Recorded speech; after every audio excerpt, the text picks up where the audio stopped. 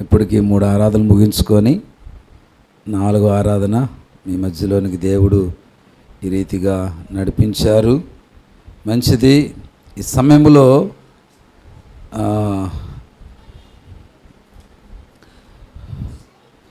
ఉపవాస ప్రార్థనల మొదటి రోజు, అంతేనా? 12వ రోజు. మాది ఎన్నో రోజు అండి? మాది 12వ రోజు, మీది మొదటి రోజు. మంచిది. ఏదేమైనప్పటికీ దేవుడు చాలా చక్కగా ఉపవాస ప్రార్థన కూడికలు జరిగిస్తూ ఉన్నారు. ఈరోజు మీ పాస్టర్ గారు నాకంటే ఒక ఎత్తు ఎదిగారనే చెప్పాలి ఉపవాస ప్రార్థనలో. నిజంగా అన్న ఈసారి మేము 40 రోజులు పెడుతున్నామన్నా ఉపవాస ప్రార్థనలని చెప్పినప్పుడు నేను దేవుని బాగా స్తుతించాను. ప్రభువా, బిడ్డ యొక్క విశ్వాసాన్ని బట్టి నాయన 40 రోజులు ఉపవాస ప్రార్థనలు, మరి ఏ విశ్వాసంతో అయితే బిడ్డ పెడుతున్నాడో ఆ విశ్వాసానికి తగినట్లుగా ఆ బిడ్డ జీవితంలో నీ కార్యాలు జరగాలి ప్రభు అని చెప్పి దేవుని సన్నిధిలో ప్రార్థన చేస్తూ వస్తున్నాను. హల్లెలూయా. మంచిది. ఇంకా తడవు చేయకుండా దేవుడి వాక్యములోనికి వెళ్దాం. ఈరోజు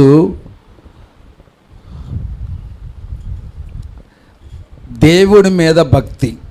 ఎవరి మీద భక్తి? అది నిజంగా దేవుడి మీద మన భక్తి కలిగి ఉంటే, అలాంటి దేవుడి మీద భక్తి లేక దైవ భక్తి,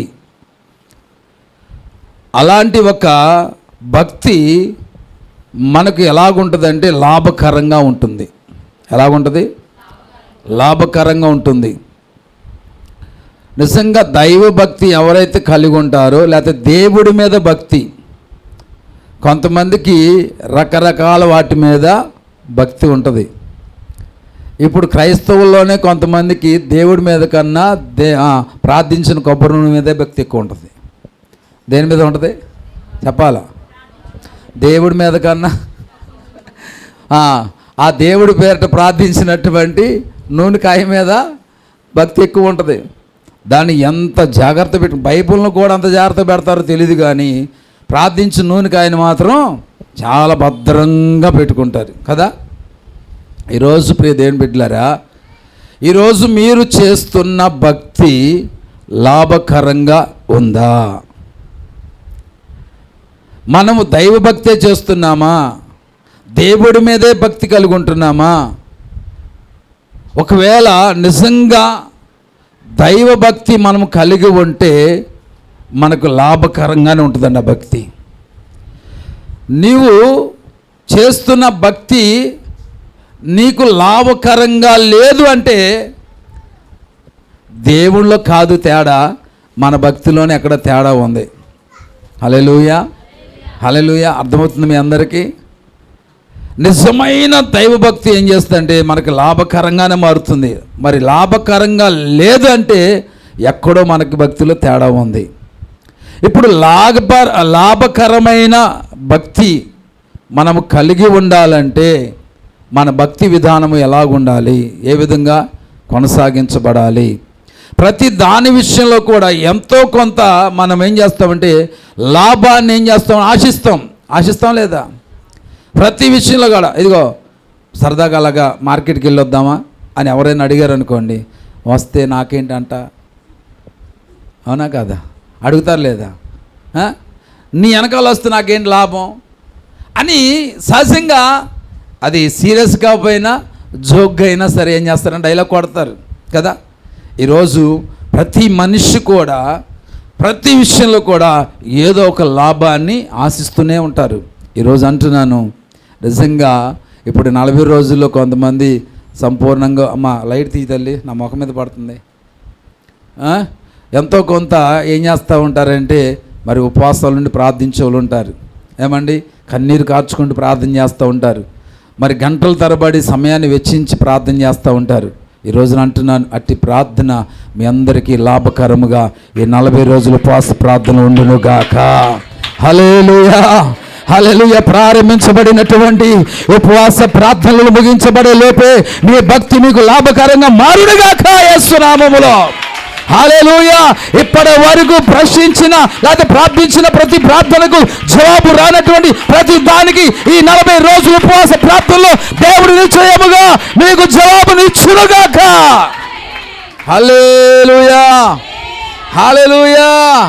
ఖచ్చితంగా ఇస్తాడండి. చెప్పండి, ఏమిస్తాడు? ఖచ్చితంగా ఇస్తాడండి. దేవుడు అంటున్నాడు, నమ్ముట నీ వల్ల సాధ్యమైతే. సాధ్యమేం కాదు, అసాధ్యం అంటూ ఉండదు కాదు. మనం నమ్మాలంతే, నమ్మితే చాలు. కొంతమంది అంటే గుడ్డిగా నమ్మంటారు, నమ్మేసేయండి, అలాగా అంతే నమ్మేసేయండి. ఇప్పుడు నమ్మకానికి పెట్టుబడి పెట్టాలండి. 1000 రూపాయలు, 2000, 3000, 5000 పెట్టాలా? అక్కర్లా. పెట్టే నమ్మకం దాని మీద, దేవుడు అద్భుతం చేస్తాడు అంతే. హల్లెలూయా. మా శుక్రవారం ప్రార్థనలు జరుగుతూ ఉంటాయి మా కాలనీలో. అక్కడికి ఒక బ్రదర్ వస్తారు. వాళ్ళకి ఒక తమ్ముడు ఉన్నాడు. ఆ తమ్ముడు కూతురు ఒక ఆమె ఉంది. పెళ్ళయింది, ఒక 4-5 సంవత్సరాలు జరుగుతూ వచ్చినాయి.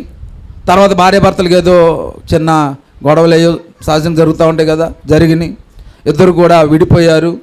ఆయనను ఆలమ్మ దగ్గర, ఏమని ఇలా మమ్మీ దగ్గర అలాగ ఉంటున్నారు. సరే, అన్నయ్య దగ్గరికి ఏదో పెద్దనాన్న దగ్గరికి వచ్చింది ఆమె. వస్తే ఆ రోజు శుక్రవారం అయింది. వాళ్ళ పెద్దనాన్న ఏం చెప్పాడంటే, రామ్మ ఇవాళ శుక్రవారం ప్రార్థన ఉంది. వాళ్ళు అన్యులు అనమాట, బాగా విగ్రహారాధనగా ఉంటారు. అలాగా ఉన్నప్పుడు సరే వచ్చావు కదమ్మా, ఎలాగో ఒకసారి రామ్మ శుక్రవారం వెళ్దాం అని చెప్పేసి అన్నారు. అలాగున్నప్పుడు శుక్రవారం ప్రార్థన జరుగుతుండే ఆ పాప ఆల్రెడీ మనకు కొద్దిగా పరిచయమే, వచ్చింది, కూర్చుంది. ప్రార్థన చేస్తూ ఉన్నాం, వాక్యం చెప్తూ ఉన్నప్పుడు సహజంగా అప్పటికే 5 సంవత్సరాలు 6 సంవత్సరాలు అయింది, పిల్లలు లేరు. ఎందుకో దేవుడు ఆ బిడ్డ వైపు చూపిస్తూ చెప్పమన్నాడు. ఇలాగే ఏమిటంటే, ఆ బిడ్డ గర్భాన్ని ఈ సంవత్సరం నేను తెరుస్తున్నాను అని దేవుడు బలంగా ప్రేరేపించి చెప్పమన్నప్పుడు సరే అని చెప్పి, నాకు ఏదైనా దేవుడు కానీ ఒక ప్రేరేపణ ఇస్తే దాన్ని దాచడం నాకు, అది ఏదైనా సరే, అది గద్దించేదైనా, అది ప్రేమించేదైనా, అది దీవెనకరమైనదైనా, అది ఇంకా ఏదైనా సరే. ఎందుకంటే నాకు ఇచ్చిన వాగ్దానం ఏంటంటే, నేను భయపడిన సమయంలో ఇర్మియా నోటిని ముట్టినట్లుగా నీ నోటిని ముట్టాను, నీ నోట్లు నా మాటను ఉంచాను, బయలుదేరి సేవకెళ్ళమని చెప్పాడు దేవుడు. నాకు మొట్టమొదటిగా నాకు ఇచ్చిన వాగ్దానం అదే. ఆ వాగ్దానాన్ని పట్టుకొని వెళ్ళిపోయాను. అలాగే దేవుడు ఏదైనా ప్రవచనపూర్వకంగా లేదా ఏదైనా ప్రేరేపణ ఇచ్చి దేవుడు చెప్పమన్నప్పుడు చెప్పినప్పుడు ఇప్పటి వరకు కూడా ఒకటి కూడా నెరవేరకుండా మానలేదు. దేవుడు ప్రతి దాన్ని నెరవేర్చుకుంటూ వచ్చాడు. హల్లెలూయా. అలాగని చెప్పి మసిపూసి మారేడుకాయలాగా ప్రతి ఒక్కరు చెప్పుకుంటూ పోనండోయ్, చెప్పను. దేవుడు బలంగా ప్రేరేపిస్తేనే చెప్తా మాట. చెప్పినప్పుడు ఆ బిడ్డ నమ్మింది, వెళ్ళి అద్భుతం అండి. వెళ్ళిన 2 నెలలకు 3 నెలలకు వాళ్ళు విడిపోయిన వాళ్ళు కలిసిన వారు సహజీవనం చేస్తూ ఉన్నారు. దేవుడు బహుమానంగా ఆమె కన్సీవ్ అయిందండి. హల్లెలూయా. ఇప్పుడు 3వ నెల 4వ నెల అంట. నేను అన్నాను, అలాంటి మేలు జరిగితే అసలు గంతులేసి ఏం చేయాలంట? ప్రార్థనకు వచ్చేయాలా? రావట్లా. కారణం ఏంటంటే, ఉంటాయిగా పద్ధతులు, బంధువులు ఉంటారుగా. అమ్మ అన్నం పెట్టదంట, మిగతా చెప్పండి. అది పెట్టేవాళ్ళని పెట్టనివ్వరు, వీళ్ళు పెట్టరు.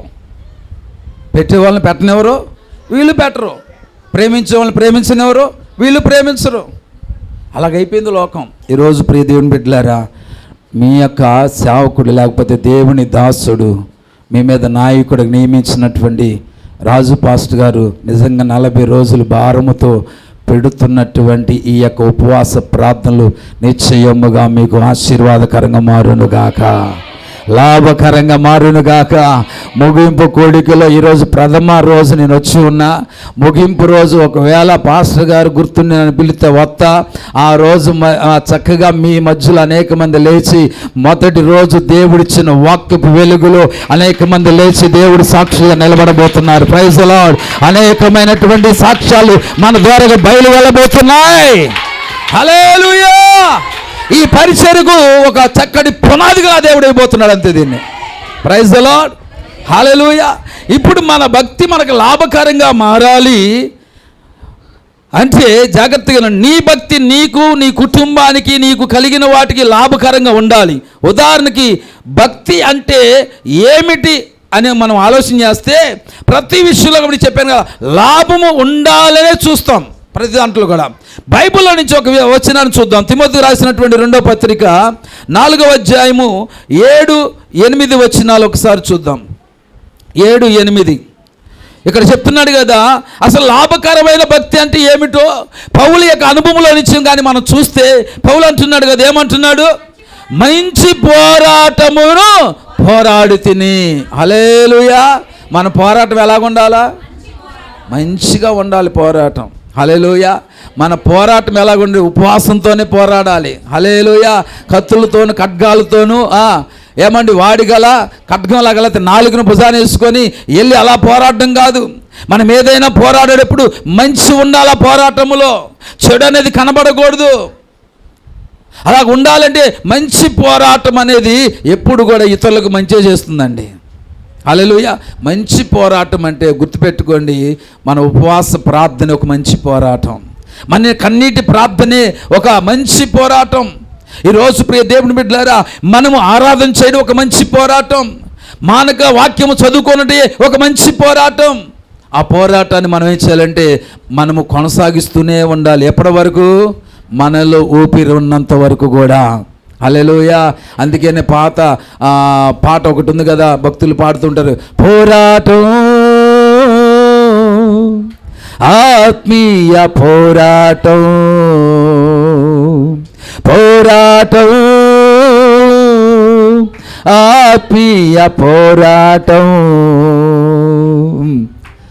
చివరి శ్వాస వరకు ఈ పోరాటం ఆగదు, చివరి శ్వాస వరకు ఈ పోరాటం ఆగదు, సాగిపోవుచున్నాను సిలువను మోసుకొని,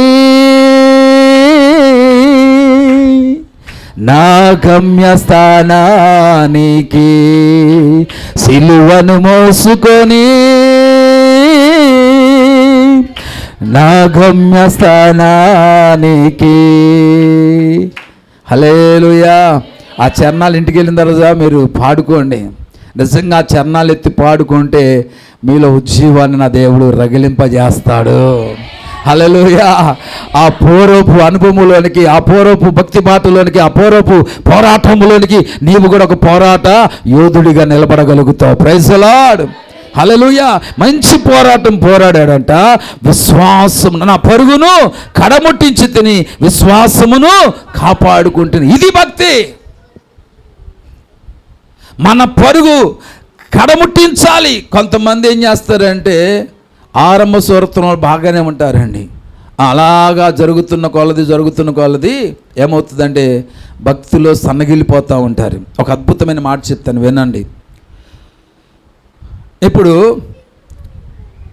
115వ కీర్తన 3వ చరణంలో ఒక మాట ఉంది చూడండి. అది 115వ కీర్తన 3వ చరణం. సరే అలాగ అనుకున్న దానికన్నా మన దేవుడు అందామా? అక్కడేముంది? మా దేవుడు అని ఉంది కదా. ఇప్పుడు మనం ఎలా చదువుదాం? మన దేవుడు అని చదువుదాం.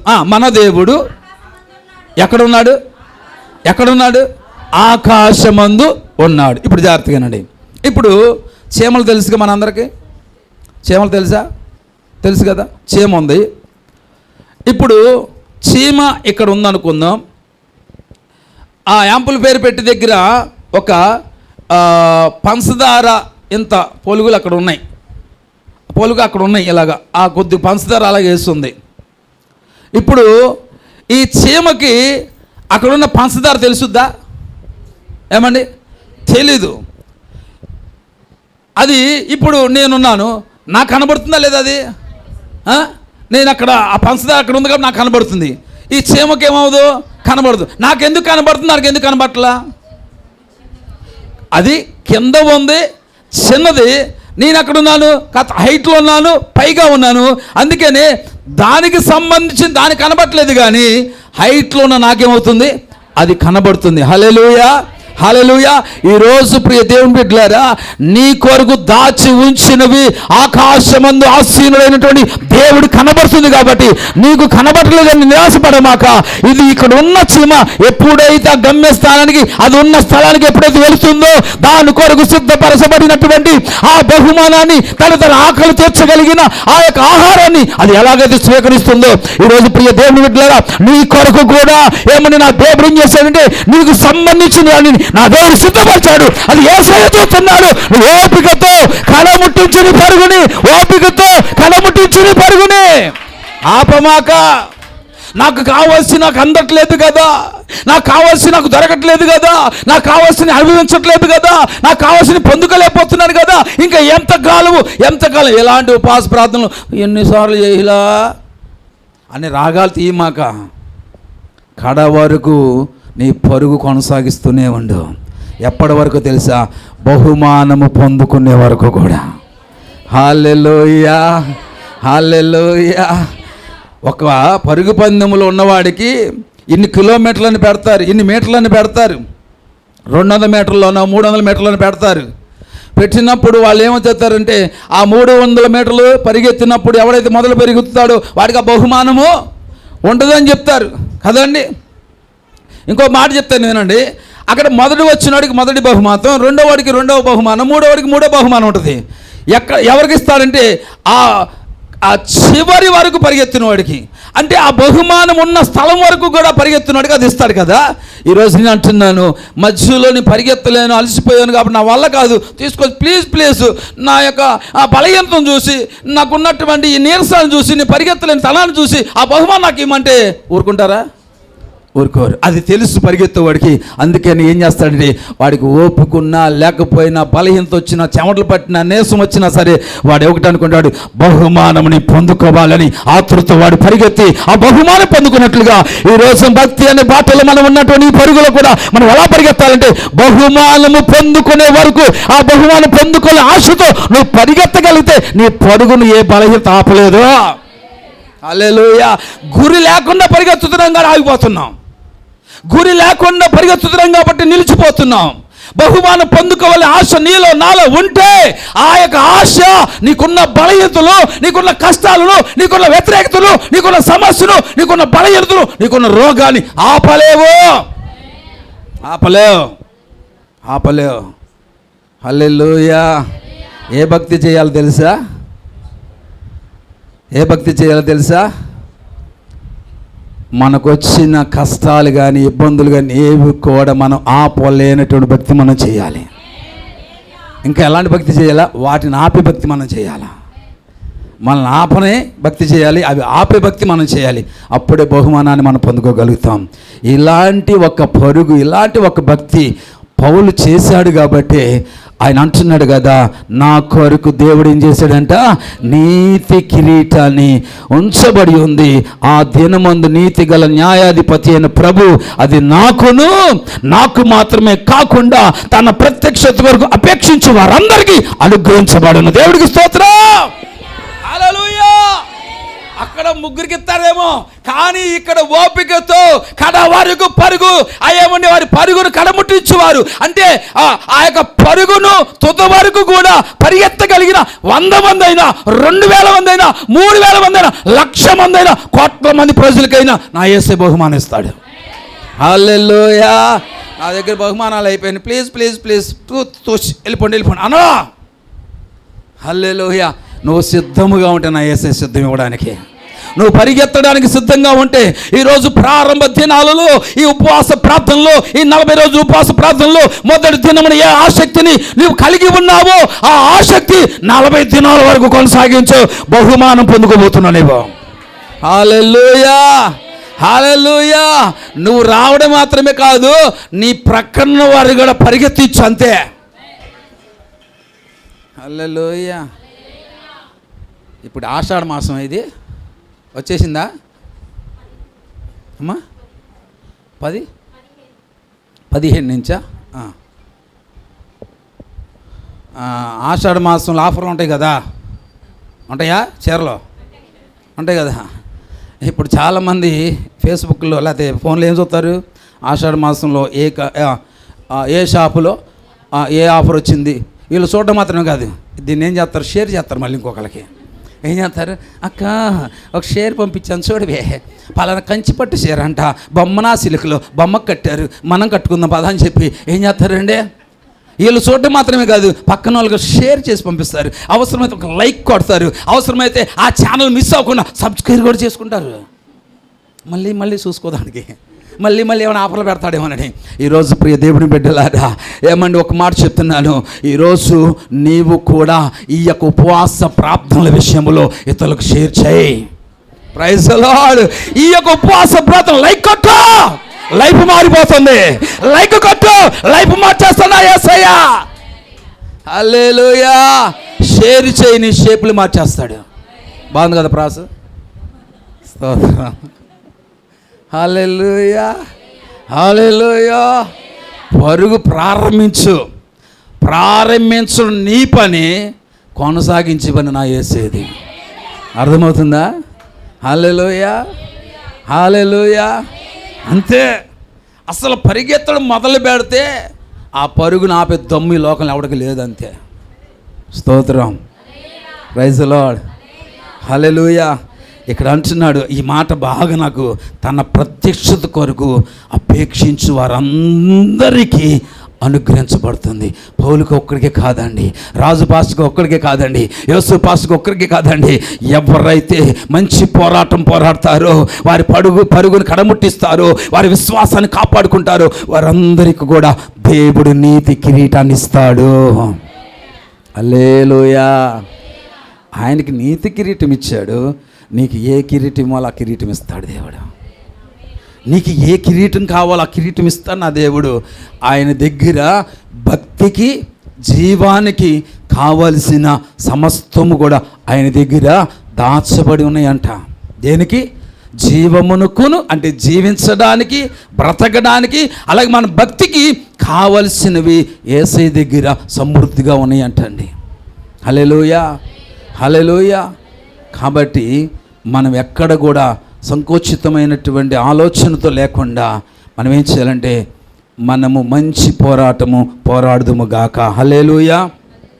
ఏ భక్తి మనకు ప్రయోజనకరంగా లాభకరంగా ఉంటుందంటే, ఏమండి జాగ్రత్తగానండి, మన భక్తి ఎలా ఉండకూడదంటే, మీకు నవ్వు కలిగించే విధంగా ఉండొచ్చు కానీ అయినా సరే కాస్త నేర్చుకోవడానికి, భక్తి అనేది ఎలాగుండాలంటే మైసూరు బజ్జీలాగా ఉండకూడదు, పచ్చిమిరకాయ బజ్జీలాగా ఉండాలి. మైసూరు బజ్జీలు మైసూరు ఉంటుందా? పచ్చిమిరకాయ బజ్జీలు పచ్చిమిరకాయ ఉంటుందా? మైసూరు బజ్జీలు మైసూరు ఉండదు, కానీ పచ్చిమిరకాయ బజ్జీలు పచ్చిమిరకాయ ఉంటుంది. మన భక్తి కూడా అలా ఉండును కాక. భక్తిలో భక్తి ఉన్నట్లా, భక్తిలో వేషధారణ ఉంటుంది, భక్తిలో అసూయ ఉంటుంది, భక్తిలో స్వార్థం ఉంటుంది, భక్తిలో కుళ్ళు ఉంటుంది, భక్తిలో పగ ఉంటుంది, భక్తిలో ఒకరు ఎదుగుతుంటే చూడలేని ఓరలేని తనం ఉంటుంది. కాదు, భక్తిలో భక్తి ఉండాలి. భక్తిలో భక్తి అంటే ఎదుటివారు ఎదుగుతుంటే దేవుని స్తుతించు, అది భక్తి. ఎదుటివారు సంతోషంగా ఉంటే వారిని బట్టి దేవుడు మహిమపరచు, అది భక్తి అంటే. ఆ భక్తిలో భక్తి ఉంటే నీ జీవితంలో అద్భుతం జరుగుతుంది. హల్లెలూయా, హల్లెలూయా, హల్లెలూయా. సరే, జాగ్రత్తగా వినండి. ఉదాహరణకి హిజ్కియా యొక్క భక్తిని, పౌలు యొక్క భక్తిని ఒక్కసారి మనము చూసుకొని నా మాటలు ముగిచ్చేస్తాను. హల్లెలూయా. సరే, జాగ్రత్తగా త్వరగానండి. మొట్టమొదటిగా హిజ్కియా యొక్క భక్తి చూద్దాం. దినవృత్తాంతముల 2వ గ్రంథం 32వ అధ్యాయము 32వ వచనం. దినవృత్తాంతముల 2వ గ్రంథం 32వ అధ్యాయము 32వ వచనం. హిజ్కియా ప్రవక్తయును ఆమోజు కుమారుడునగు యెషయాకు కలిగిన దర్శన గ్రంథమందు. సరే చూడండి, జాగ్రత్తగానండి.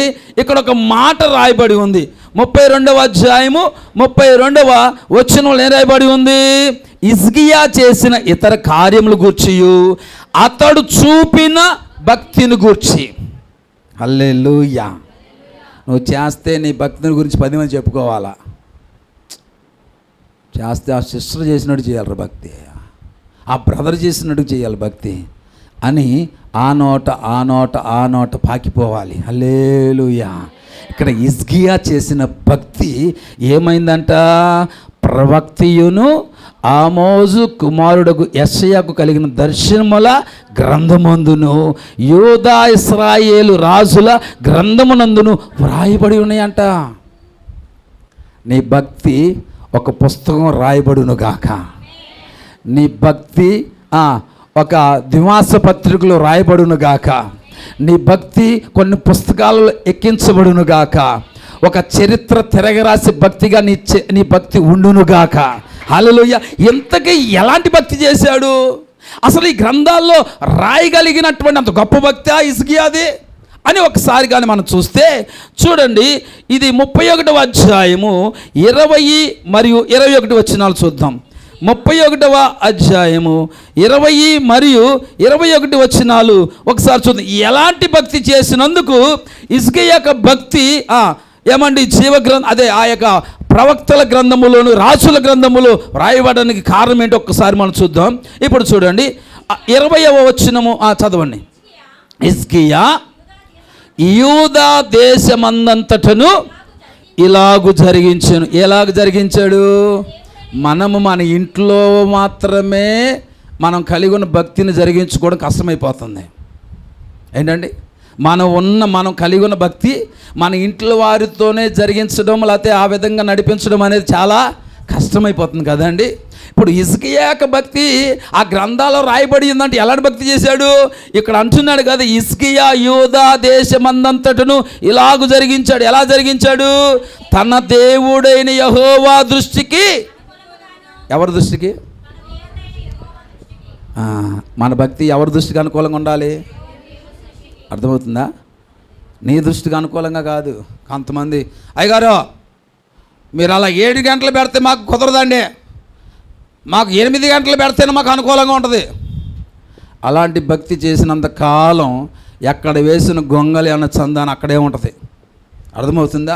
ఎప్పుడు కూడా మనం ఎలా నడుచుకోవాలంటే, సంఘ నాయకుడికి దేవుడు ఏ దర్శనము, ఏ ప్రేరేపణ, ఏ భారం అయితే పెట్టాడో అది మనకు అనుకూలంగా మారి అది అనుకూలంగా చేసుకొని మనం భక్తి చేస్తే అది యెహోవా దృష్టికి అనుకూలమైన భక్తి. హల్లెలూయా. మా చర్చిలో ఒక విశ్వాసి ఉన్నారండి. ఆమెకు అనుకూలమైన సమయంలోనే వస్తారు వాళ్ళు. ఎవరికి అనుకూలంగా? వారికి అనుకూలంగా ఉన్న సమయంలో వస్తారు. ఒక క్రమం ఉండదు. ఎప్పుడు అనుకూలంగా అయితే అప్పుడు, ఏ టైంలో రావాలనిపిస్తే ఆ టైంలో. నేను ఎవరికైనా సంఘములో 1-2 సార్లు చెప్తా, ఇంకెక్కువసార్లు చెప్పను, వదిలిపాడేస్తా. తర్వాత అలాగ వస్తూ ఉన్నారు, వదిలిపాడేసి పట్టించుకోవట్లా. తర్వాత దినాల్లో ఏం చెప్తున్నారంటే, పాస్టర్ గారు అంట వచ్చి, అయ్యా మరి ఈ అప్పుల్లో నుంచి ఎప్పుడు బయటపడతా నాకు అర్థం కావట్లేదు, అప్పులు తీరట్లేదయ్యా, ఒకటి పోయిందంటే ఇంకోటి వచ్చేస్తుందయ్యా, సరే ఇక్కడ అప్పు తీరిందంటే ఇంకో చోటన వచ్చేస్తుందయ్యా అని చెప్పి నిజంగా చాలా బాధాకరంగా చెప్పుకుంటూ వస్తున్నప్పుడు నేనేం సమాధానం చెప్పాలా, ఏం మాట్లాడాలా. ఎందుకంటే వారే గుర్తించిన రోజే వాళ్ళ పరిస్థితులను బయటపడతారు అనుకుంటున్నాను నేను, అంతే. హల్లెలూయా, హల్లెలూయా. దేవునికి అనుకూలమైన భక్తి ఎప్పుడైతే మనం చేస్తామో గుర్తుపెట్టుకోండి, నేను తోకగా కాదు తలగా ఉంచుతాడు దేవుడు. గుర్తుపెట్టుకోండి, ఇది నిజంగా చెప్తున్నా, 100% చెప్తున్నా. అంత మాత్రమే కాదు, నీ చెయ్యి కిందగా ఉంచడు కానీ పైగా పెడతాడు దేవుడు. ఈరోజు ఒక సిస్టర్ అంటుంది కదా, ఏమంటుంది? అన్నా, దేవుడు నా కుటుంబ పరిస్థితిని మార్చిన విధానాన్ని నేను ఎలా మర్చిపోతానన్నా, ఎలా మర్చిపోయి నేను ఇంటికాడ ఉండిపోతానన్నా, ఎలా మర్చిపోయి నా ఇంటికి పరిమితం అయిపోతానన్నా, ఎక్కడ ప్రార్థన జరిగితే అక్కడికి వెళ్ళకుండా నేను మానలేను. ఎందుకంటే ఈరోజు నేను ఈ స్థితిలో ఉన్నాను అంటే ఆ యేసయ్య కృపేనన్నా, ఆయన కృపని ఎలా మర్చిపోతానన్నా అని చెప్పి ఆ బిడ్డ ఈరోజు నాతో మాట్లాడుకుంటుందండి. మీ పాస్టర్ గారు కూడా తెలుసు, రాహుల్ను వివేక్ వాళ్ళ అమ్మగారు మాట్లాడుతుంది. వాళ్ళ తండ్రి గారు లేకపోతే ఆయన భర్త చనిపోయినప్పుడు అందరూ అనుకున్న వీళ్ళు పని అయిపోయింది అనుకున్నారు, వీళ్ళకు దిక్కులోనే అయిపోతారు, దరిద్రులు అయిపోతారు, వీళ్ళు ఏమైపోతారని చెప్పి అలా తల్లిదండ్రులు కూడా అలాగ ఆలోచన చేశారు, వాళ్ళ బంధువులు కూడా అలా ఆలోచన చేశారు. వాళ్ళ ఆలోచనలకు ఎక్కడ కూడా అంతు చిక్కని రీతిగా దేవుడు తీసుకెళ్ళి అలా కూర్చోబెట్టాలనే. హల్లెలూయా. హల్లెలూయా. ఆ ఉన్నతమైన స్థితిలో దేవుడు అలాగా నిలబెట్టేశాడండి. ఈరోజు దేవుడికి అనుకూలమైనటువంటి భక్తిని మనం చేయగలిగితే మన పరిస్థితులన్నీ మారిపోతాయి. అదే లాభకరమైన భక్తి. హల్లెలూయా. ఇప్పుడు మనం ఎక్కడికి వెళ్ళినా యజమానుడు చెప్పిన రీతిగా చేస్తే జీతం ఇస్తారా, లేకపోతే నేను చెప్పినట్లుగా నేను చేస్తానంటే జీతం ఇస్తారా? అవునా? ఆయనకు నచ్చినట్టు చేయాలా, లేకపోతే నాకు నచ్చినట్టు చేస్తాను. నువ్వు కూర్చొని వ్యాపారం చేయమంటే నేను పడుకొని చేస్తానంటే వాడు అంటాడు, పడుకున్నాడు ఇక్కడ కాదు నా ఇంటికి వెళ్ళి పడుకో అంటాడు. అవునా కాదా? మనం ఎలా చేయాలో క్రమం ఉంటుంది. అది యజమానుడికి అనుకూలంగా నువ్వు భక్తి చేస్తే యజమానుడికి జీతం ఇస్తాడు. అంతేగాని సొంత పెత్తనాలు నీకు అనుకూలంగా ఉండేట్టుగా నాకు నచ్చిన రీతికి చేస్తానంటే నాయన అది నీకు ఇంటికి ఆడడానికి సరిపోతుంది, కానీ ఇక్కడ పనికిరాదురా బాబు, ఇంటికి వెళ్ళి చేసుకుపో అని పంపించేస్తాడు, జీతం ఇవ్వడు. ఈరోజు మనం కూడా మనకు అనుకూలంగా భక్తి చేస్తే దేవుడి యొద్ద నుంచి మనకి మేలు జరగదు. దేవుడికి అనుకూలంగా మన భక్తి చేయాలి. ఇక్కడ హిజ్కియా భక్తి గ్రంథాలు లిఖించబడ్డానికి కారణం ఏంటంటే దేవుని దృష్టికి అనుకూలముగాను, తర్వాత యథార్థముగాను నమ్మకంగాను పనిచేయచ్చు వచ్చెను. ఈరోజు నేను కూడా భక్తి ఎలా చేయాలంటే దేవుడికి అనుకూలంగాను యథార్థంగాను నమ్మకంగాను మనం చేయగలిగితే నిశ్చయముగా మనకు దేవుడు మన భక్తిని బట్టి మనకు లాభము చేకూరుస్తాడు. హల్లెలూయా. హల్లెలూయా. ఎంతమంది దేవుని సన్నిధులు నమ్మకంగా ఉంటున్నారండి? చెప్పండి ఒకసారి, ఎంతమంది నిజంగా నమ్మకంగా ఉంటున్నారండి? ప్రార్థించే విషయం ఎంతమంది నమ్మకంగా ఉంటున్నారండి? మా సంఘములో ఈ ఉపవాస ప్రార్థనలకు ఒక మాట చెప్పాను కదా, యేసయ్య అంట పగలంతా పరిసరలో ఉన్నాడంట, రాత్రంతా ప్రార్థనలు గడిపేవాడంట. నేను అన్నాను కదా, ఈ 30 రోజులు ఉపవాస ప్రార్థనలో ఒక్కసారి ట్రై చేసి చూద్దాం. రాత్రంతా దేవుని సన్నిధిలో గడిపి ఒక్కసారి ప్రయత్నం చేద్దాం. దాని యొక్క ప్రతిఫలం ఎలా ఉంటుందో అనుభవిద్దామని చెప్పా. హల్లెలూయా. హల్లెలూయా. ఈరోజు ప్రియదేవుని బిడ్డ, నేను కూడా ఒక్కసారి రాత్రంతా ప్రార్థనలు గడిపి చూద్దామా? ఒక తీర్మానం తీసుకుందామా? పాస్టర్ గారు మీరు అంత కఠినంగా చెప్తే ఎలాగా? రాత్రంతా సీరియల్ చూడగలుగుతాం, కానీ రాత్రంతా షికారులు చేయమని చేస్తాం, కానీ రాత్రంతా ఏమన్నా పెళ్లి కార్యక్రమం ఫంక్షన్లు చూసుకొని ప్రార్థన అంతా. నిజంగా మా చర్చిలో ఒకళ్ళిద్దరు ఉంటారండి, వాళ్ళ ప్రార్థనకు వస్తే తెగ నిద్ర వస్తుందండి వాళ్ళకి. ఇంటికాడ కూడా నిద్ర రాదండి వాళ్ళకి. ఇంటికాడ రాదు, ఏమి రాదు అసలు. పక్కనండి ఇలా గిల్లుతానే ఉంటారు పద్దాకా, ఆ పక్కన ఉన్నామని అనగా ఎలాగ ఉంటుంది, మళ్ళీ వేసేస్తూ ఉంటుంది. నేను అంటాను, పోనేలే దేవుని సన్నిధి పాపం తృప్తిగా పడుకునే కృపాన్ని ఎత్తున్నాడు, పడుకుని వాళ్ళ చెప్పేసా. ఇంకా లేపి పక్కన వాళ్ళు నిద్ర వస్తుందేమని చెప్పి మీరు వాళ్ళ వైపు చూడమాకండి. ఒకరికి ఆవలింత వస్తే ఇంకోళ్ళకి ఏమవుతుంది, ఒకరికి నిద్ర వస్తే ఇంకోళ్ళకి ఏమవుతుంది. అందుకే నా వైపు చూడడం మానేసేయమని చెప్పా. చూడట్లేదు. కారణం ఏంటంటే వాళ్ళు వచ్చిన కానీ చదివే పనిలో ఉంటారు కొంతమంది. పాపం ఇంటికాడ బాధలు కష్టాలు అప్పులు ఎన్ని వీటన్నిటి వలన నిద్రపట్టుగా దేవుడి సన్నిధిలో. నిజంగా అండి నాకు అనిపిస్తుంది కదా, ఇది ఒక ఆశీర్వాదం కదా.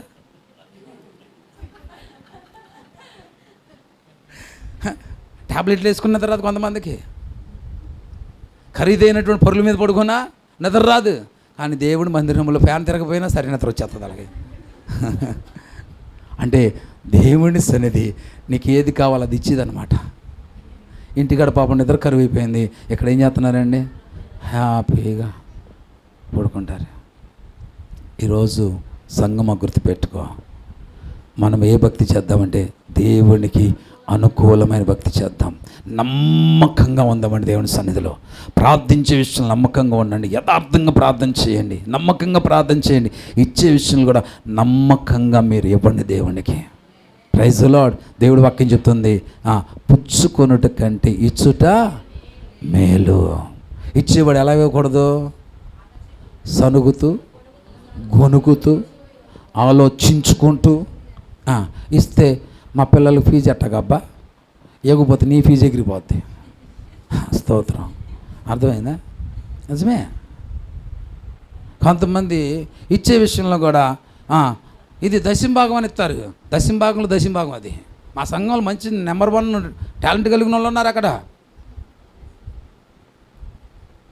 అయ్యా వాడు జీతం పెంచట్లేదు అయ్యా, 15,000 ఇచ్చేటట్టు ప్రార్థన చేయండి అయ్యా అంటే, పాపం ఏం చేస్తాం, పిచ్చి మాగలోకాలు కొంతమంది అందరూ కూడా అయ్యా 15,000 ఈ రోజులు ఎవడ బతుకుతాడయ్యా అనగానే వాడు కనికరించి 15,000 ఇస్తున్నాడు. ఎత్తంటే ఒకరోజు అబ్బిగారి తరపున అమ్మగారు వచ్చింది, వచ్చి అయ్యా ఇదిగోనయ్యా మా ఓడి జీతం దశంభాగం అని 500 ఇచ్చిందండి. నేను చేయలే దశంభాగం అని, అసలు మా మాట ఉండదుగా, నేను చేయనట్లా చేస్తే నేను అబద్ధికుని అవును అవుతాను లేదా, అవును నేను చేయలే. 2 నెలలు ఎగిరిపోయింది ఫీజు. ఇప్పుడు మళ్ళీ ట్రెండ్ మొదలైంది. ఎక్కడికి, అయ్యా వాడు తీసేస్తాను అంటున్నాడు అయ్యా, రేపు మాపు ఇంటికాడికి వెళ్ళిపో రమ్మాక అంటున్నాడు అయ్యా, ప్రార్థన చేయండి అయ్యా అంటుంది. ఏం చెప్తామండి పాస్టర్ల కష్టాలు, చెప్పిందోనో చెయ్యరు, వినరు. మళ్ళీ ఇప్పుడు ఏమంటారు, పోయింది కదా మళ్ళీ అయ్యా ఇచ్చేటట్టుగా. ఒకవేళ నేను అంటున్నాను కదా, చేసిన దేవుడు ఆలకించడండి, ఆలకించడు. ఇర్మియాతో మాట్లాడుతాడు డైరెక్ట్గానే దేవుడు, నోరు మూసుకుని ఓ ప్రార్థన చేస్తున్నాయండి వాళ్ళ కోసం, కన్నీరు కాస్తున్నాడు, కన్నీరు కామక నువ్వు కాచిన నేను వినను, నువ్వు చేసిన ప్రార్థన ఎన్నో. ఎందుకంటే వారు భయంకరంగా వారు దుర్మార్గులైపోయారు, వాళ్ళ విషయంలో చేసిన నేను చేయను అంటున్నాడు దేవుడు. ఈరోజు ప్రియదేవుని బిడ్డలారా, మనం ఇచ్చే విషయంలో కూడా ఎలాగ ఉండాలి, నమ్మకంగా ఉండాలి. వచ్చే విషయంలో కూడా ఎలాగ ఉండాలి చెప్పరే, నువ్వు ప్రార్థించే విషయంలో కూడా నమ్మకంగా ఉండాలి. ఎందుకండి సంఘములో ఉన్న బిడ్డలు వారి అవసరత ఎందుకు చెప్తారండి, ప్రార్థన చేస్తారని. అంతేగాని అవకాశం దొరికింది కదని చెప్పి వాళ్ళు ఉన్నటువంటి ఆ బలహీనతలు, వారిలో ఉన్న శ్రమలు, ఆ కష్టాలను ఎత్తిపొడుస్తూ వాళ్ళని బాధ పెట్టడానికి కాదు చెప్పేది. నువ్వు వాటిల్లో నుంచి విడుదల కొరకు నువ్వు ప్రార్థన చేస్తావని నమ్మకంతో ప్రార్థన చేస్తూ నీకు చెప్తారు. చెప్పినప్పుడు ఆ నమ్మకంతో నువ్వు ప్రార్థన చేస్తే వాళ్ళు దీవించబడ్డమే కాదు, నీవు కూడా దీవించబడతావు. Praise the lord. ఈరోజు నేను దీవించబడ్డానికి, నేను ఆస్వాదించబడ్డానికి, నేను లోటు లేకుండా ఈరోజు బ్రతకడానికి కారణం ఒకటేనండి, నమ్మకంగా ప్రతిరోజు ఎర్లీ మార్నింగ్ 5 to 6 మానక గత దగ్గర ఒక 5 నుంచి 10 సంవత్సరాల దగ్గరగా వేకుజామున ప్రార్థన చేస్తున్న మానకొండ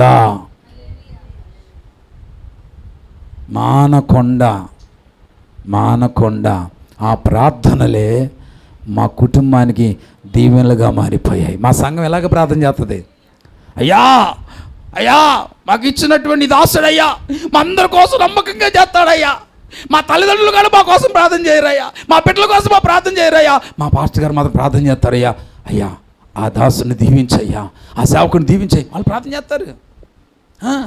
ఈరోజు నమ్మకంగా ప్రార్థన చేస్తే నీ కొరకు అనేక మంది ప్రార్థన చేస్తారు. హల్లెలూయా. హిజ్కియా అలా చేశాడంట. తర్వాత ఒక మాట ఉంది కదా, ఏమంటున్నాడంటే తన దేవుణ్ణి ఆశ్రయించుటకై దేవుడి మందిర సేవ విషయమందేమి, ధర్మశాస్త్ర విషయమందేమి, ధర్మమంతటి విషయమందేమి, తాను ఆరంభించిన ప్రతి పని అతడు హృదయపూర్వకముగా జరిగించి, అది నువ్వు ఏది చేసినా ఎలా చేయాలి, హృదయపూర్వకంగా చేయాలి. ఎలా చేయాలి, హృదయపూర్వకంగా చేసిన వారు వర్ధిల్లుతారు, హృదయపూర్వకంగా చేసిన వాళ్ళు లాభాన్ని పొందుకుంటారు. హృదయపూర్వకమైన భక్తి గొప్ప లాభ సాధకంగా మారుతుంది. ఆ భక్తి ఏది చేసినా ఎలా చేయాలా, ఇష్టం లేని మొగుడుతో కాపురం చేసినట్టు చేయకూడదు. ఎలా చేయకూడదు చెప్పండి, ఇష్టం లేని మొగుడుతో ఆ కాపురం చేసిన ఒకటి చేయిపోయిన ఒకటి, అవునా కాదా, నరకంలాగా ఉంటుంది. స్తోత్రం. ఏందమ్మా అంత ఇది నవ్వు వేసుకుంటున్నా, ఎవరైనా గుర్తుకొచ్చారండి నీకు, గుర్తుపెట్టుకోండి. ఎందుకు చెప్తున్నాను, ఇక్కడ హిజ్కియా వర్ధిల్లాడంటే దేనికి వర్ధిల్లాడండి, అతడు చేసినదంతా ఎలా చేశాడంట, హృదయపూర్వకంగా చేశాడు. నువ్వు ఏది చేసినా ఎలా చేయాలి, కొంతమంది వెనకాల నెట్టాల, తొయ్యాల, చెయ్యి ప్రార్థన చేయి తరుముతే కానీ అప్పుడు వీళ్ళకి వెట్టగలగదు, అప్పుడు మంట కలగదు వీళ్ళకి. ఓరి నాయన ఈ తోపుడికి ఎవడు పడతాడులే బాధ, ఓ ప్రార్థన చేస్తే పోద్దగా అన్నట్టుగా అప్పుడు ఎత్తుకుంటారు. ఆ ప్రార్థన ఇటో పోతూ ఉంటుంది. నువ్వు ప్రార్థిస్తూ ఉంటే పక్కన వాళ్ళకి రగలాలా, పక్కన వాళ్ళకి మంట పుట్టాలా. నువ్వు ప్రార్థన చేస్తుంటే వాళ్ళు నీ ప్రార్థనకు సహకరించాలా. నువ్వు ప్రార్థన చేస్తుంటే వాళ్ళు ఎప్పుడు ఆపుతారా, నేను కూడా ప్రార్థన చేయాలని మంట పుట్టాలి. నీవు ఒక అగ్ని కణంగా మండాలి, పక్కన కట్టెలు కూడా మండించే ఒక అగ్ని కణంగా మారుదుగాక. హల్లెలూయా, హల్లెలూయా. నువ్వు మండాలి, మండించాలి. చెప్పండి అని ఇల్లు అంటించే మాకు నెల్లి. ఇది ప్రార్థన మంట. ఏమంట? ప్రార్థన మంట. బలిపీఠం మీద ఆ యొక్క అగ్గి ఏమవుదంట? ఆరిపోకుండా ఎప్పుడు మండుతూనే ఉంటుందంట. ఈరోజు అంటున్నాను, ఆ బలిపీఠం యొద్దకు వచ్చుచున్న వారు కూడా బలిపీఠం మండుతున్నట్టుగా మీరు కూడా మండుదురుగాక. హల్లెలూయా, హల్లెలూయా. అలాగ మనం హృదయపూర్వకంగా చేస్తే ఈ పరిచర్య వర్ధిల్లుతూ ఉంటుంది. హల్లెలూయా. ఈ స్థలం సరిపోదేక ఈ దొడ్డిగడ పగలు కొట్టేయాల్సిందే. అవసరమైతే ఈ గోడ తీసేసి అటు పెంచుకుపోవడమే, ఎంతవరకు ఉండో అంతవరకు వెళ్ళిపోవడమే. అవసరమైతే యేసు నామములో వెనకాలది కూడా అమ్మేసిందే మళ్ళీ పొందుకుంటారు. స్తోత్రం. హల్లెలూయా. మేము రీసెంట్గా మా కాలనీ మందిరం కాస్త వెనక పెంచాం. స్తోత్రం. హల్లెలూయా. ఒకవేళ ఇంకా పెరిగితే ఎదురు పెంచుతాం. ఇప్పుడు తర్వాత చూడండి, ఇప్పుడు భక్తి ఏ విధంగా చేశాడు అనేది మీకు నేర్పిస్తూ వచ్చాను కదా. చూడండి, దాని వలన వచ్చిన ఫలితం చూద్దామా. చేసిన భక్తికి వచ్చిన ఫలితం ఇంకా ఉన్నాయి, కానీ మనకి సమయం లేదు కాబట్టి ముందుకు వెళ్ళిపోతున్నాను. 32వ అధ్యాయము 26 నుంచి 30 వరకు ఉన్న వచ్చిన చదవండి. వచ్చిన ప్రతిఫలము ఒకసారి మనం చూద్దాం. 32వ అధ్యాయము 26 నుంచి 30 వరకు ఉన్న వచ్చిన చూడండి. ఇజ్కియా, మా గజ్జియా అంటున్నారా, ఇజ్కియా అంటున్నారా? చదవండి. ఇజ్కియా ఏంటంట? హృదయములో ఉన్న గర్వాన్ని విడిచి తానును యెరూషలేము కాపురస్తులను తమ్మును తాము తగ్గించుకొనిరి గనుక హిజ్కియా దినములలో యెహోవా కోపము జనుల మీదకి రాలేదు. చూడండి జాగ్రత్తగా. హిజ్కియాకు అతి విస్తారమైన ఐశ్వర్యమును ఘనతయును కలిగెను. ఏంటంట? అతి విస్తారమైన ఐశ్వర్యమును ఘనతయు కలిగిందంటండి. ఈరోజు నీకు కూడా అలాగే కలుగునుగాక. కడుపు నిండిపోతే ఏమంటాం మనం? ఇంకా చాలు, ఇంకా చాలు, ఇంకా చాలు, పెట్టమాక అని ఎలాగైతే మనము అన్నాన్ని దగ్గరికి రానేమో, ఈరోజు నిన్ను అంటి రీతిగా దేవుడు ఆస్వాదించునుగాక. హల్లెలూయా, హల్లెలూయా. అలాగే తర్వాత ఏమన్నాడు? త్వరగా చదవండి. అతడు వెండి బంగారములను రత్నములను సుగంధ ద్రవ్యములను డాలను నానా విధములకు శ్రేష్టమైన ఉపకరణములను సంపాదించి వాటిని బొక్క సమ్ములను కట్టించెను. ధాన్యమును ద్రాక్షారసమును తైలమును ఉంచుటకు కొట్లను పలు విధములైన పశువులను శాలలను మందలకు దొడ్లను కట్టించెను.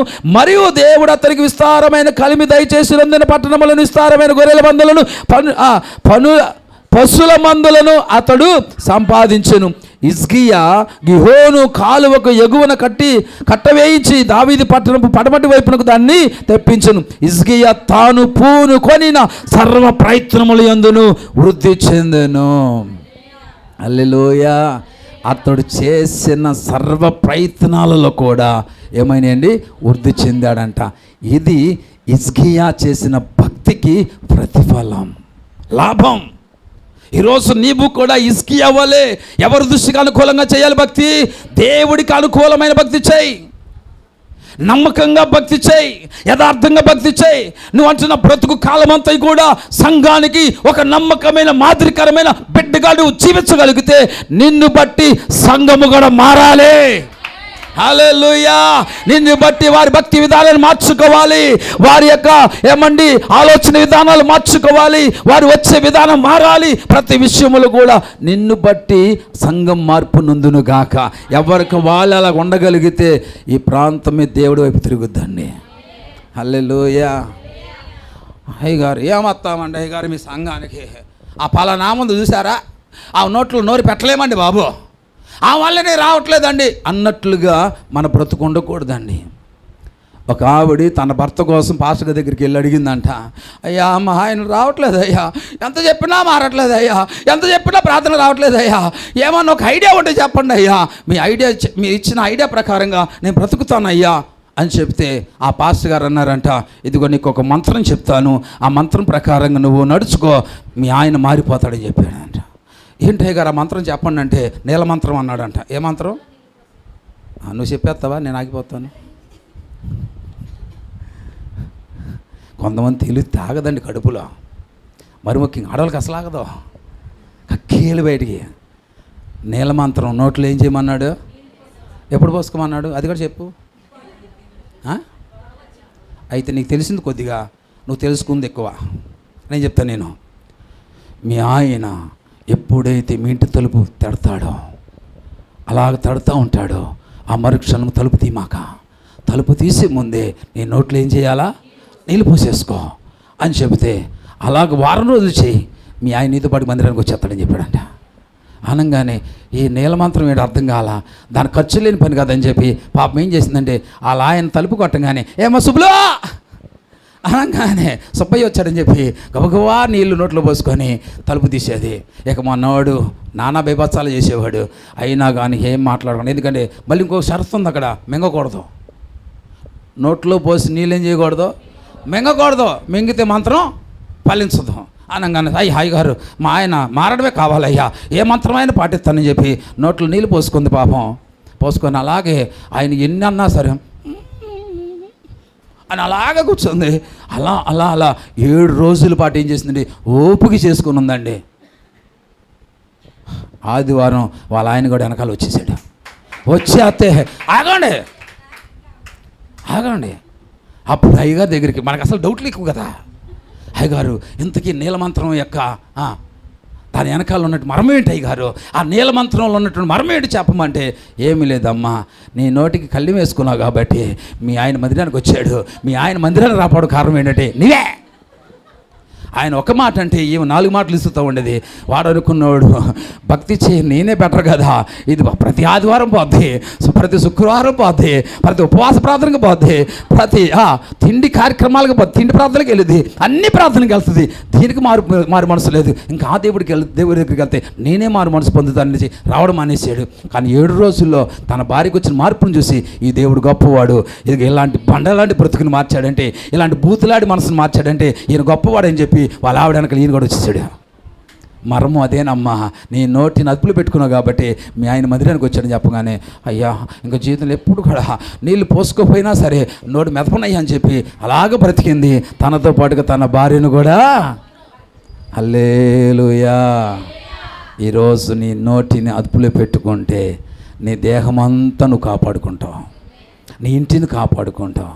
కొంతమంది రెచ్చగొట్టి కొట్టించుకుంటారు. ఏం చేస్తారండి, నువ్వు మగోడు ఇది కొట్టి చూడు, మూతి మీద మీసం లేని నీకే అంత రోషం ఉంటే తెల్ల మీసమైనా సరే కొద్దిగా పొందు కదా, మనకంత రోషం ఉంటుందండి. ఆడు అన్నాడని ఆ వందని చెప్పి పాపం అప్పటికి ఏసు రక్తం చేయమంటున్నా సరే, ఏసు రక్తం లేదు, సిలువ రక్తం లేదు, నువ్వు మగోడు ఇది కొట్టి చూడా. అరే ఎంతసేపు పడుతాడు సహనం. ఆంటీ గారు, అంకుల్ గారు ఎప్పుడైనా వేసారంటావా? మా అమ్మనైతే పిచ్చగొడ్డు కొట్టాడండి బాబు మా నాన్న. వీళ్ళకి తెలుసు, మా అమ్మ స్టోరీ వీళ్ళకి బాగా తెలుసు. బీరువా సందులో ఉంటే కూడా లాక్కొచ్చి కొట్టాడు మా అమ్మని, అంత భయంకరం కొట్టాడు. కానీ ఎన్ని కొట్టినా మా అమ్మ మాత్రం నోరు మెదపకుండా అలాగే దేవుడి వైపు చూసింది, దేవుడికి అప్పగించుకుంది. మా నాన్న దేవుడు పట్టుకున్నాడు అంతే. నెంబర్ 1 విశ్వాసగా మారిపోయాడు మా నాన్న. హల్లెలూయా. ఆరంభ దినములోనే ఆత్మీయ తండ్రి అయిన వర్గీస్ గారి పరిచర్యకు ఒక ఆనిముత్యంగా, ఒక పునాదిగా నా తండ్రి నిలబడ్డాడు అన్నప్పుడు రోజుల్లో. హల్లెలూయా. ఆ తర్వాత అదే ప్రార్థన జీవితం మమ్మల్ని కూడా దేవుడు వైపు తిప్పింది. అంత మాత్రమే కాదు, ఆమె కడుపును పుట్టిన ముగ్గురు బిడ్డలను కూడా ఈరోజు పలు ప్రాంతాల్లో మేము పరిచర్లు వాడబడుతున్నాము. హల్లెలూయా. మౌనంగా ఉంటే అద్భుతాలు జరుగుతాయండి. ఉప్పుకారం తిన్నాం మేము, ఎలా మౌనంగా ఉంటాం? తిన్న దెబ్బలో ఇంకా పైపేచ్చు నీ నోటిన అదుపులో పెట్టుకోకుండా, ఏసయ్యా మా ఆయన మారట్లేదు నాయన, ప్రార్థనకి వచ్చే కొద్ది తగ్గొడుతున్నాడు ఆయన. ఇది ప్రార్థనకు వచ్చినందుకు కాదు, వచ్చి కూడా నీ నోటిని అదుపులో పెట్టుకున్నందుకు కొడుతున్నాడు ఆయన. అర్థమైందా? ఏమే ప్రార్థనకి వెళ్తున్నావు, ఏం నేర్చుకుంటున్నావే అని చెప్పి ఇంకా 2 పీకుతున్నాడు. ఏదో నేర్చుకుంటే బాగుపడతాను కదా, ఏదో వదిలేస్తుంటే ఇంకెక్కువైపోతుంది నీకు పైచం అని చెప్పి ఇంకా 4 పీకుతున్నాడు. మందిరానికి వెళ్ళక ముందు వెళ్ళిన తర్వాత దెబ్బల్లో తేడా రావడం కారణం ఏంటంటే నీ మాటల్లో తేడా రావడం వల్ల. హల్లెలూయా. పరిశుద్ధుడుగానే ఉండాలి, అప్పుడు వాడికి లాభం. అది పరిశుద్ధుడు అపవిత్రుడిగా మారితే వాడికి నష్టం కలుగుతుంది. అందుకనే జాగ్రత్త. మన యేసయ్య పరిశుద్ధుడు కనుక ఆయన ఆరాధిస్తున్న నీవు నేను కూడా ఎలాగుండాలి? పరిశుద్ధులుగా మారాలి. హల్లెలూయా. ఇంకొక మాట, పౌలు జీవితం గుర్తు చూస్తే పౌలండి తాను క్రీస్తు కొరకు, పౌలు యొక్క భక్తిని చూస్తే క్రీస్తు కొరకు, క్రీస్తుల్లో ఆ క్రీస్తు పాటుగా శ్రమలు అనుభవించడానికి, క్రీస్తు పాటుగా ఆ యొక్క మరణాన్ని అనుభవించడానికి, శ్రమల పాలయ్యి మరణాన్ని కూడా, ఆ శ్రమలతో పాటుగా మరణం కూడా అతను కలిగి ఉండడానికి తనకి ఏవేవి లాభకరమైనవో అవన్నీ కూడా ఎలాగించుకున్నాడంట. అబ్బా, మనం ఎంచుకుంటున్నామా?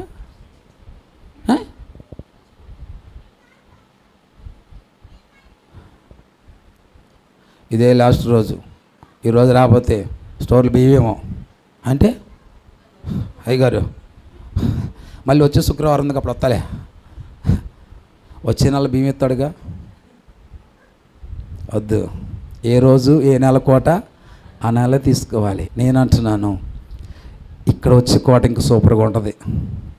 నేను పరిచర్యకు రాకముందు స్టోర్ బియ్యం తిన్నా, వచ్చిన తర్వాత ఒక్కసారి కూడా తినలా.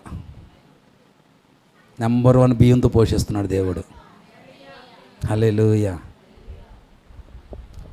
గవర్నమెంట్ పథకాలను ఆగిపోవచ్చేమో కానీ యేసయ్య పథకం ఎన్నడూ ఆగదు.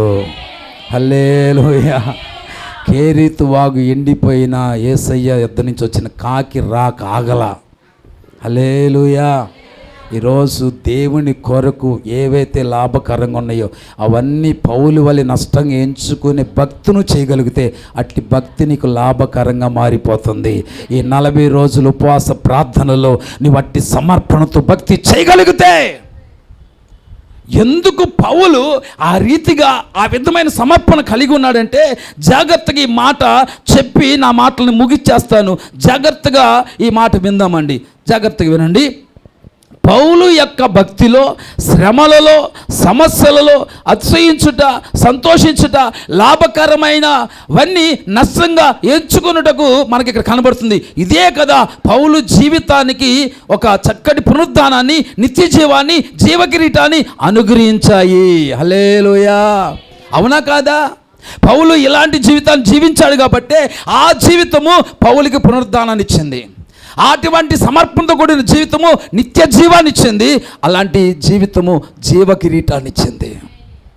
ఈరోజు అంటున్నాను, దేవుడి కొరకు ఏవైతే లాభకరముగా అనిపించినాయో అవి నష్టంగా ఎంచుకోకుండా దేవుని సన్నిధిని నష్టంగా ఎంచుకొని వెళ్ళావు కదా. ఒక మాట చెప్తున్నా, ఇప్పుడు దేవుని సన్నిధికి ఏవైతే లాభకరంగా ఉన్నాయని చెప్పి సన్నిధిని వదిలిపెట్టి వెళ్ళిపోయావో అవి నీకు పునరుద్ధానాన్ని ఇవ్వగలవా? నిత్య జీవాన్ని ఇవ్వగలవా? జీవ కిరీటాన్ని ఇవ్వగలవా? ఇప్పుడు ఏది మనకి మేలుకరమైనది చెప్పండి? దేవుని కొరకు శ్రమలు అనుభవించడానికి, మరణాన్ని అనుభవించడానికి లాభకరమైనవన్నీ నష్టంగా ఎంచుకున్నాడు. ఏమంటే ఈ శ్రమలు, ఈ మరణము పౌలుకి పునరుద్ధానం ఇచ్చింది. ఈ శ్రమ పౌలుకి నిత్య జీవాన్ని ఇచ్చింది. ఈ శ్రమ జీవ కిరీటాన్ని ఇచ్చింది. కానీ అతడికి లాభకరంగా ఉన్న ఏవి కూడా అతనికి పునరుద్ధానాన్ని ఇచ్చేవి కావండి. ఈరోజు మీ అందరికీ ఉపవాస ప్రార్థనల ప్రారంభ రోజు ఒక దైవ సేవకుడు చెప్తున్నాను కదా, పౌలు చేసిన భక్తిలో నువ్వు నడిపించగలిగితే యేసయ్య అట్టి భక్తి ద్వారాగా నీకు ఒక పునరుద్ధానాన్ని ఇస్తాడు. ఈరోజు లోకములో లాభకరమైనవి ఏవైనా సరే, అది వెండి బంగారం అయి ఉండొచ్చు, వజ్రాలు అయి ఉండొచ్చు, లేకపోతే ఆస్తులు అంతస్తులు అయి ఉండొచ్చు, ఇవేవి కూడా నీకు పునరుద్ధానాన్ని ఇవ్వలేవు. ఇస్తాయా? నిత్యజీవాన్ని ఇస్తాయా? జీవక్రీటాన్ని ఇస్తాయా? ఇవ్వలేనప్పుడు ఎలా లాభకరం అవుతాయండి? మన లాభం ఏంటండి? మనకు లాభకరమైనది ఏంటండి? పునరుద్ధానం. చెప్పండి. మనకు లాభకరమైనది ఏంటండి? నిత్యజీవం.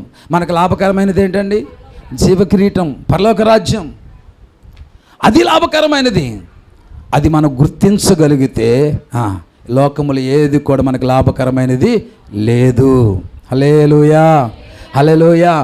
సహజంగా ప్రజల్లో ఉండేది ఏంటి చెప్పమంటారా? అనుభవించడం తెలుసు కానీ గుర్తించడం తెలియదు. ఇదే విశ్వాసుల యొక్క ఫెయిల్యూర్ కారణం. విశ్వాసుల యొక్క జీవితంలో విశ్వాసము లేకుండా పోవడానికి, విశ్వాసుల జీవితంలో లాభకరమైన భక్తి అనేది లేకపోవడానికి కారణం ఏంటంటే అనుభవించడం తెలుసు కానీ గుర్తించడం తెలియదు. గుర్తించడం ఎప్పుడైతే నువ్వు నేర్చుకుంటావో నువ్వెన్నడూ కూడా నీ భక్తులు వెనకబడవు. హల్లెలూయా, హల్లెలూయా. భర్తను గుర్తించిన భార్య భర్తను విడిచిపెట్టదు. భార్యను గుర్తించిన భర్త భార్యను విడిచిపెట్టడు. అనుభవిస్తున్న వాళ్ళైతే విడిచిపెట్టేస్తారు. గుర్తించిన వాడితే ఎన్నడూ కూడా చావో బ్రతుకు నీతో కలిసే బ్రతుకుతానని తీర్మానించుకొని బ్రతుకుతారు. హల్లెలూయా. ఈరోజు దేవుడి విషయంలో కూడా లాభకరమైన భక్తి నువ్వు చేయాలంటే అనుభవించే వ్యక్తిగా కాదు, గుర్తించే వ్యక్తిగా మాత్రమే నువ్వు బ్రతకాలి. అంటే దేవుడి శక్తిని మన అవసరతల కొరకు అనుభవించడం కాదండి, ఆ శక్తిని మనం ప్రతిరోజు కూడా గుర్తించాలి.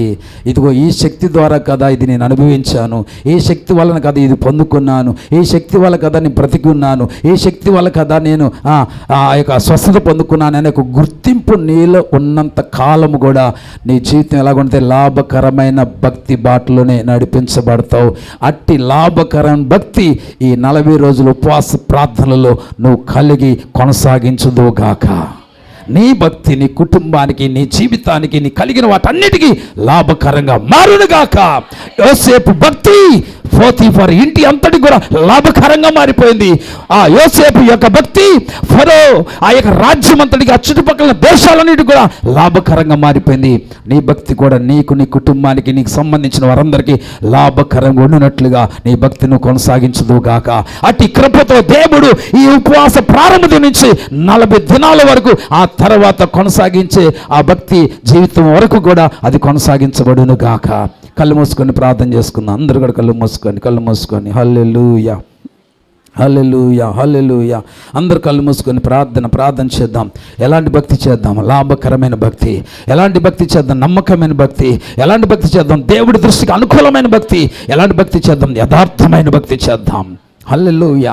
మంచి పోరాటం పోరాడదామండి. మన పరుగును కడముట్టించుదామండి. అయ్యా, విశ్వాసాన్ని కాపాడుకుని బ్రతుకుదామండి. ఎవరైతే ఇలాంటి బ్రతుకుని బ్రతుకుతారో మీకు జీవ కిరీటాన్ని దేవుడిస్తాడు, నీతి కిరీటాన్ని ఇస్తాడు, అక్షయమైన కిరీటం ఇస్తాడు. నా దేవుని కృప నేను వెంబడిస్తూనే ఉంటుంది. హల్లెలూయా, హల్లెలూయా, హల్లెలూయా. యేసయ్యా నీకు స్తోత్రాలు. ఈ రోజు మొదలుకొని నాయనా నాకు ఏవేవి లాభకరంగా కనిపిస్తున్నాయో అది నీ సన్నిధి కొరకు, అయ్యా ఉపవాస ప్రార్థనల కొరకు వాటి నష్టంగా ఎంచుకొని నీ సన్నిధిని గడుపుతానయ్యా అని తీర్మానించుకో. అద్భుతం చేస్తాను దేవుడు. నీ చరిత్ర తిరగరాస్తున్న దేవుడు నీ కుటుంబ పరిస్థితులు మారుస్తాడు. నీ కుటుంబాన్ని ఏలుబడి చేస్తున్న ఆ యొక్క కొద్దు ఏదైతుందో, లేమైతే ఏదైతుందో దాన్ని తుడిచివేస్తాడంతే. ఇది సత్యం, ఇది సత్యం. దేవుడు నూతన ద్వారాలు తెరుస్తాడు. నూతన కార్యాలతో నా దేవుడు నిన్ను తృప్తిపరుస్తాడు. ప్రార్థన. దయగల తండ్రి, ప్రేమగల రాజా, నీకు వందనాలు. దాసు నిలబెట్టి మీరు మాతో మాట్లాడుకుందుకు స్తోత్రం. ప్రతి ఒక్కరి జీవితంలో మంచి నేలను పడిన విత్తనాలు 100 ఫలించునుగాక. యేసయ్య శక్తి కలిగిన నామములో ప్రార్థించి మనవులను అడిగి వేడుకొనుచున్నాము తండ్రి. ఆమేన్, ఆమేన్, ఆమేన్.